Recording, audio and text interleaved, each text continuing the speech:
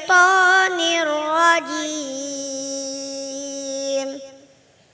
بسم الله الرحمن الرحيم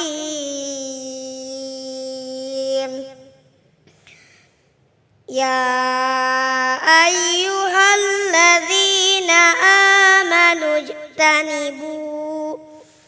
آمنوا اجتنبوا كثيرا من الظن إن بعض الظن إثم ولا تجسسوا ولا يغتب بعضكم بعضا أيحب أحدكم أن يأكل لحم أخيه ميتا فكرهتموه واتقوا الله إن الله تواب رحيم صدق الله العظيم.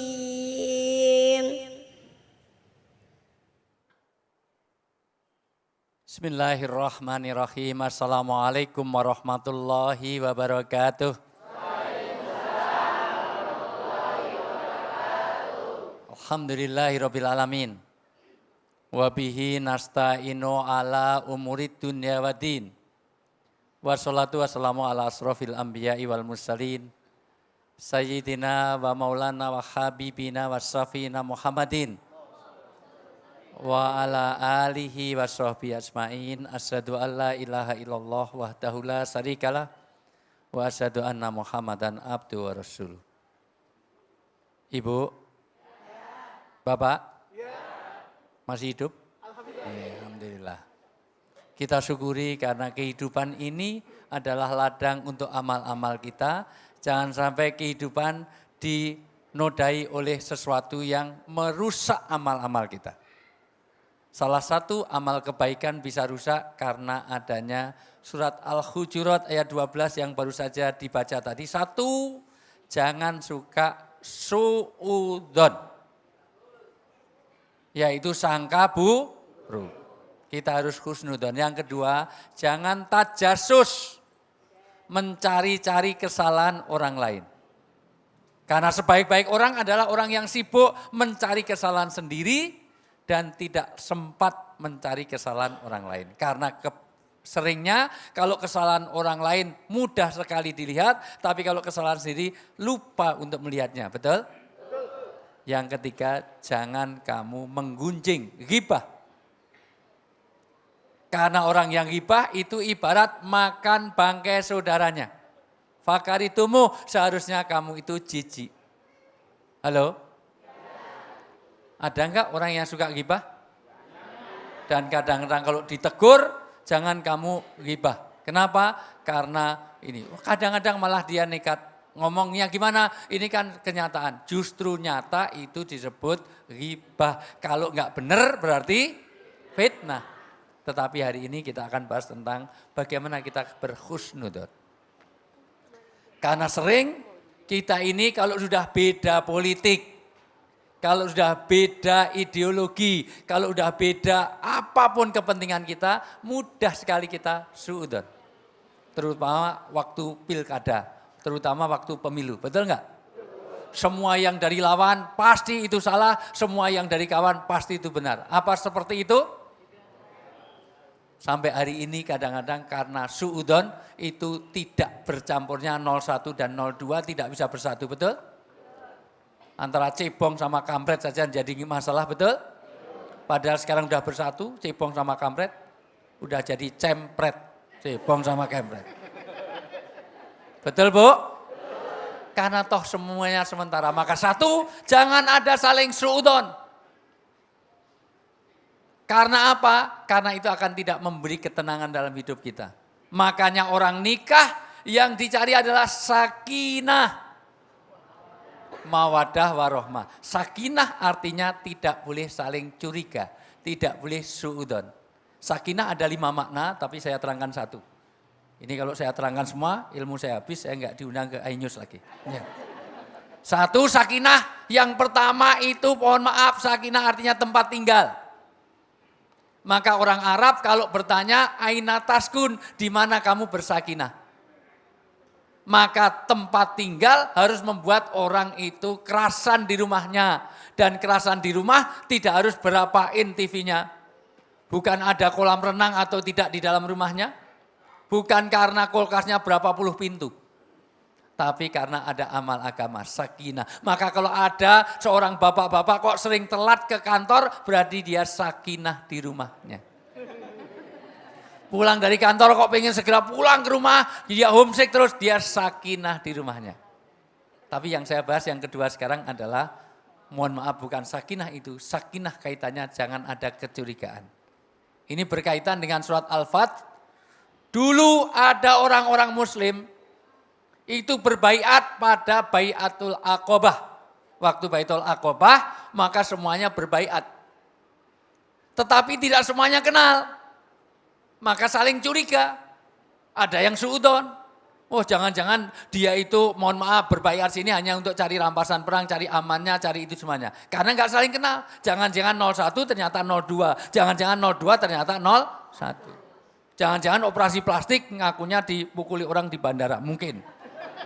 Maka saling curiga. Karena saling curiga maka Allah turunkan sakinata fi qulubihim. Allah turunkan sakinah. Sakinah yang kita maksud sekarang adalah jalan saling. Maka suami istri yang beres tidak boleh ada saling curiga. Dimulai dari handphone. Bu, karena dari handphone bisa menjauhkan yang dekat, bisa mendekatkan yang jauh. Maka handphone jangan saling mencurigakan. Jangan ada suudon kaitannya dengan handphone. Maka ciri suami yang nggak beres, kalau handphonenya di password nggak bisa dipakai istri. Maka kalau pengen beres, mulai hari ini biar tidak ada suudon, handphone suami harus bisa dipakai istri, handphone istri harus bisa pakai suami. Kalau perlu nanti handphone suami pinjamkan istri seminggu. Terus bapak beli lagi dengan nomor baru. Sama aja kalau itu. Ciri-cirinya Bu, handphone suami itu, ibu kalau telepon nama ibu ditulis apa? Itu untuk menghindarkan biar tidak ada suudon. Biar selalu husnudon. Kalau nama ibu masih ditulis Yayang, Bebek, Lovers misalnya itu, atau Cinta, Hani masih oke. Tapi kalau nama ibu ditulis Mama 1, Mama 2, Mama 3 ada aja di masalah. Atau setiap ibu telepon selalu dia lari ke kamar mandi. Kenapa? Karena tulisannya ibu di situ, nama ibu ditulis Mabes Polri, Makobrimob, Bareskrim, apalagi kalau nama ibu di handphone suami ditulis Mak Lampir. Wah, Mak Lampir telepon. Ini sudah jadi masalah. Kenapa? Karena tidak hanya istri mengeluhkan suami, suami juga mengeluh pada istri. Karena sejak zaman gadget ini, istri saya gimana saya nggak suudon, sudah di dalam selimut aja memancarkan nur. Ya Pak? Sudah di dalam selimut, bersinar di dalam selimut. Setelah dibuka bukan wajahnya bersinar tapi mainan. Nah pelakunya ada di sini, Masya Allah luar biasa nih. Maka dimulai dari itu, sakinah. Maka sejak diturunkan sakinah, maka sesungguhnya baiatmu itu adalah baiat kepada Allah. Maka orang muslim jangan suudon pada yang lain. Karena ketika baiat sama dengan orang nikah. Orang nikah tidak sedang berjanji kepada mertua. Karena ketika menikah itu dengan mitsaqon ghalidho, perjanjian yang kokoh, yang berat, yang suci. Maka seorang suami, yang belum nikah, dengerin. Jangan-jangan pula tidur aja. Saya ini serius, yang di belakang itu billahi taufik wa hidayah. Ada persandaran langsung ini. Pak dengerin. Ketika Bapak, mohon maaf, ketika Bapak menikahi wanita, sesungguhnya Anda sedang berbaiat kepada Allah. Maka mengucapkannya harus satu zaman, satu makan. Tidak boleh terlalu lama. Kalau terlalu lama diulang. Kalau 3 kali nggak lancar, kata Imam Syafi'i rahmatullahi wudhu. Wudhu nggak lancar, hari itu nggak boleh dinikahkan. Harus ganti hari. Makanya kalau di sini mohon maaf Bu. Di mana ini? Di Keranji ini Bu. Nah ya di Ranji ini mohon maaf kadang-kadang dikasih contekan. Karena Bapak Ibu rata-rata nikahnya belum pengalaman. Iya betul kan? Nah, kalau saya insya Allah lancar karena sering niat-niat. Saya terima, kalau terlalu lama enggak boleh. Karena itu mitsaqon qoli itu. Pakai insya Allah aja enggak sah. Ya insya Allah saya terima Pak, enggak sah. Ya coba nanti sore. Ya, artinya apa? Disitulah maka baiatnya kepada Allah. Maka satu, jangan ada suami suudon kepada istri, istri suudon pada suami. Bagaimana kalau ada sesuatu karena fitnah? Karena Rasulullah sendiri pernah dapat terpaksa gimana perasaan ini mau mengingkari gimana. Tapi kenyataannya ada ketika Rasulullah SAW itu mencari istrinya. Karena istrinya ketinggalan. Aisyah radhiyallahu anha itu ketinggalan, maka turun surat An-Nur. Waktu itu Aisyah ketinggalan. Kenapa ketinggalan? Karena mencari kalung yang hilang. Halo? Kenapa dicari? Karena itu hadiah dari suami. Maka rombongan sudah berangkat, istri Rasulullah itu masih mencari-cari. Kemana? Enggak ketemu. Padahal kalungnya itu hanya kalung dari kayu, tapi yang bikinkan Rasulullah. Maka kalau ingin sunnah Rasul, nanti minta kalung kayu. Ya Bu? Ternyata setelah untanya bangkit, kalung itu ada di kena bawah unta tadi. Ternyata tertindih unta. Maka diambil tetapi rombongan sudah jauh. Tiba-tiba dituntun oleh sahabat Sofwan. Rasulullah sudah hadir, mana ini istriku mana? Enggak ketemu, di mana? Ternyata datang itu dengan Sofwan itu orang yang ganteng Pak. Orang yang ganteng masih muda. Kalau di sini kayak siapa ya? Enggak, ini kayak ini. Kayak Ustadz, iya mungkin kayak yang ngomong ini. Mungkin. Maka mencurigakan gimana? Maka Rasulullah sendiri ini, maka sikap pertama tabayun. Apa Bu? Tabayun. Karena belum tentu yang kita lihat itu sesungguhnya benar adanya. Artinya apa? Belum tentu yang dilihat itu sama dengan kenyataannya. Ternyata betul karena ketinggalan tadi. Maka turun ayat jangan sampai menyebarkan fitnah. Allah itu selingkuh. Padahal kenyataannya beda. Ada orang nyium orang bukan karena nyium. Oh mungkin ternyata dia pingsan. Enggak ada yang nolong, maka bantuan pernapasan. Walaupun nanti ada syaratnya, kapan? Kalau itu betul-betul pingsan. Kalau batuk-batuk terus bantuan pernapasan ya jangan. 2, enggak ada orang lain. 3, memang dia ahli medis. Iya Bu. Jangan kok, cantik bantuan pernapasan. Udah tua, pakai selang aja. Enggak boleh. Berarti itu beda, motifnya beda. Betul Bu? Ya, maka jangan suudon. Karena belum tentu yang terjadi. Kenapa? Karena itu larangan. Ayatnya mengatakan kamu jangan suudon. Karena salah satu suudon itu menjadi dosa. Akhirnya betul orang yang menyebarkan tadi, yang berfitnah, dia akan menanggung dosanya. Maka hati-hati dengan jempol. Yudillu bihi kasiro wa yadibi kasiro. Banyak orang terselamatkan dari jempol karena WA group. Tapi banyak orang celaka karena apalagi masalah corona, masalah semuanya hoak. Ada 172, terkumpul 172 hoak semuanya. Dia bukan dokter, bukan ahli kesehatan, bukan ahli politik, main WA saja semuanya. Corona luar biasa. Apalagi kaitannya dengan suami istri. Karena nanti setan itu akan menghembuskan nafasati fil ukot. Ibu, maka kita suruh berlindung dari godaan-godaan setan dari suudon satu dengan yang lain.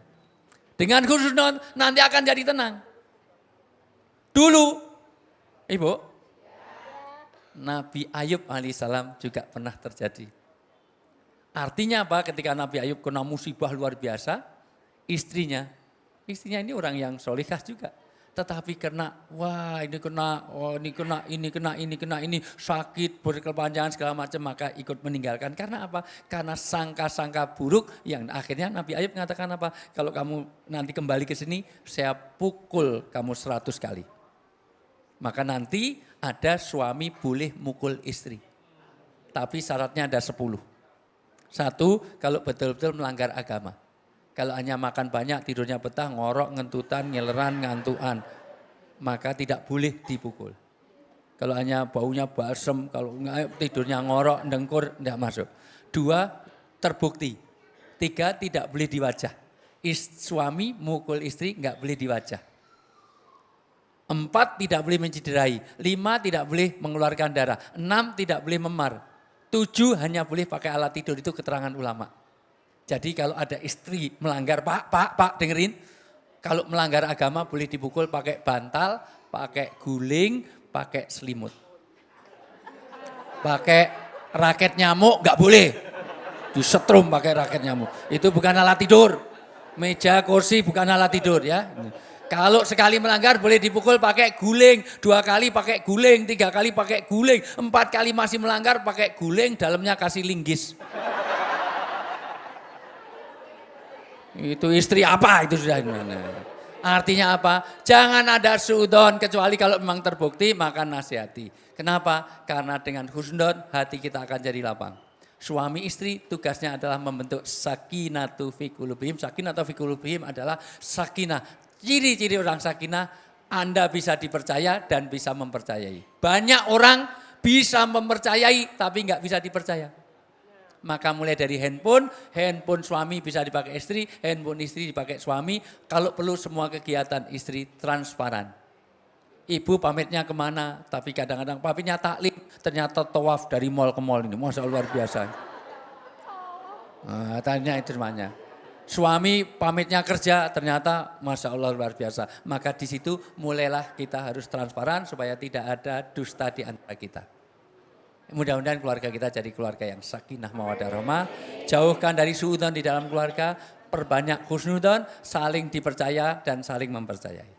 Gitu. Amin ya rabbal alamin. Baik, guru sedikit pertanyaan dari aku nih guru. Ada nih orang yang suka ngeles guru. Ya. Aneh emang gak pernah suudzon, cuman aneh waspada. Nah, itu kadang-kadang kita beda ini bingung antara suudzon dan waspada nih guru. Ya, waspada itu boleh kalau memang dia terpapar. Misalnya orang ini sudah terketahui memang sering mencuri misalnya. Maka kalau naruh barang-barang bukan kita suudzon, barang-barangnya kita simpen. Karena ini ada orang yang sudah keluar masuk penjara, sering mencuri, maka kita waspada boleh.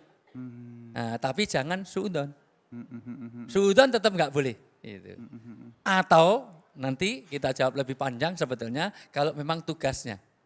Nah, enggak, misalnya ibu jadi orang di pegawai imigrasi. Oh itu iya, betul, imigrasi betul. kalau ada barang lewat dimasukkan X-ray, pakai anjing pelacak, jangan-jangan bawa narkoba. Tahu Bu? Iya. Alat untuk mabuk. Iya. Uto itu namanya 300.000, sabu-sabu itu 250.000. Loh, iya. Yang murah Cimeng, Magadon, Paman Gober agak murah-murah lagi itu, Mentilon murah lagi itu. Nanti kalau mau itu Bu, itu yang tembakau gorila lebih murah. Ya Allah. Lebih murah lagi lem. Zaman Bapak masih muda, mohon maaf, mabuk itu 1.000 perak aja bisa mabuk ya Pak. Naik angkot itu menghadap ke belakang udah luar biasa. Nah, artinya apa? Ya. Kalau memang dia petugas imigrasi, dia intel, dia bareskrim, ya memang ini untuk mencari bagaimana kejahatan supaya dianlar. Tapi itu khusus nanti akan saya bahas ya. Iya, baik, Masya Allah. Terima kasih ilmunya guru, Masya Allah. Jamaah yang dimuliakan oleh Allah Subhanahu Wa Taala, Insya Allah saat lagi kita akan ketemu dengan guru kita yang dimuliakan oleh Allah Subhanahu Wa Taala, Kiai Haji Khalil Nafis, dengan subtema kita balasan orang yang berhusnuzon. Tetap bersama kami di Cahaya Hati Indonesia.